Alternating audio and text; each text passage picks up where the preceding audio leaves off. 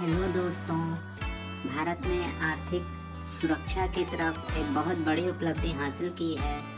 अब कैश रखने से हमें पूरी तरह आज़ादी मिलने वाली है। भारतीय रिजर्व बैंक ने 4 शहरों में डिजिटल रुपए की शुरुआत की है। देश के 4 शहरों मुंबई, दिल्ली, बेंगलुरु और भुवनेश्वर में डिजिटल रुपए के इस्तेमाल का पायलट प्रोजेक्ट शुरू कर दिया गया है दोस्तों।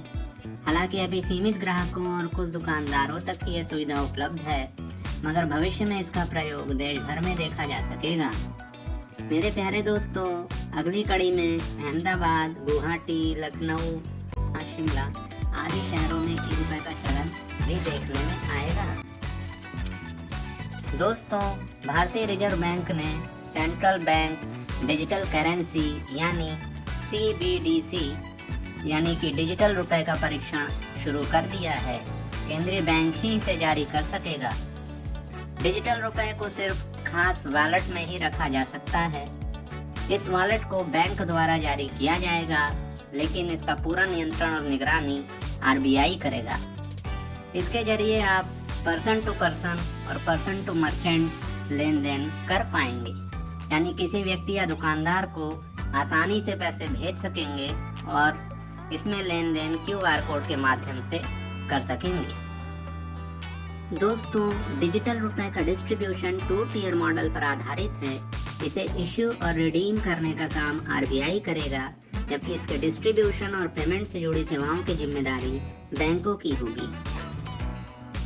इसके इस्तेमाल के लिए डिजिटल करेंसी ऐप को डाउनलोड करना होगा। प्रक्रिया में UPI जैसे लगने वाला ही यह सिस्टम UPI से अलग है। यह इन मामलों में UPI से अलग होगा कि UPI लेन देन में 2 बैंक अकाउंट में एंट्री होती है, जबकि डिजिटल रुपए की एंट्री वाणिज्यिक बैंक के अकाउंट में नहीं की जाएगी। इसका रिकॉर्ड RBI द्वारा रखा जाएगा।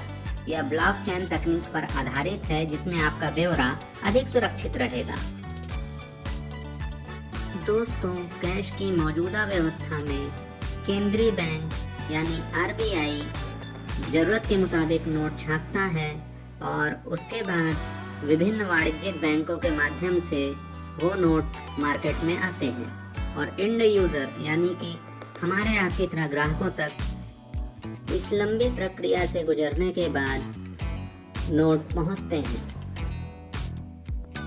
दोस्तों, डिजिटल रुपए की व्यवस्था में डिजिटल रुपया एंड यूजर यानी हमारे और आप तक 2 मार्गों से पहुंच सकता है। एक तो यह सीधा केंद्रीय बैंक यानी RBI से मोबाइल, लैपटॉप के जरिए सीधे एंड यूजर तक यह डिजिटल रुपया पहुंचेगा।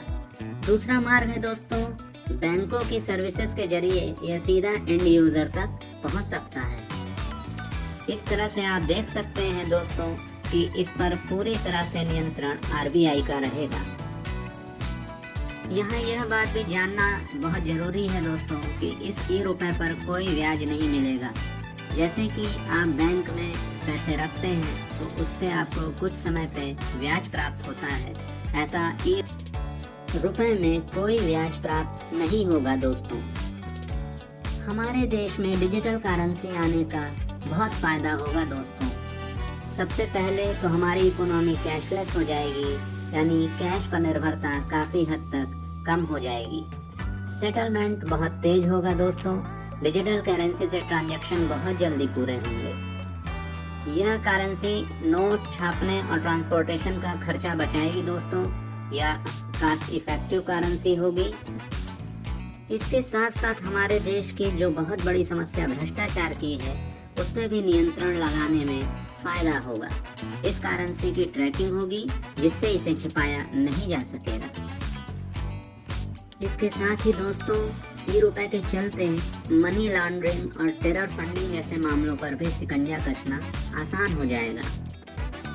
इस तरह से डिजिटल रुपया हम भारत वासियों के लिए एक बहुत बड़ी उपलब्धि लेके आया है दोस्तों।